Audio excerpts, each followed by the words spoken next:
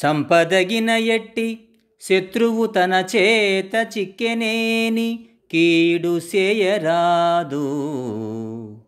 పొసగమేలు చేసి పొమ్మనుటే చాలు. విశ్వదాభిరామ వినురవేమా.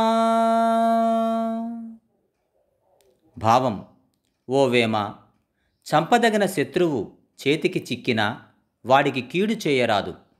తిరిగి ఏదైనా ఉపకారం చేసి పంపిస్తే అదే నిజమైన శిక్ష. చంపదగిన ఎట్టి శత్రువు తన చేత చిక్కెనేని కీడు చేయరాదు. పొసగమేలు చేసి పొమ్మనుటే చాలు.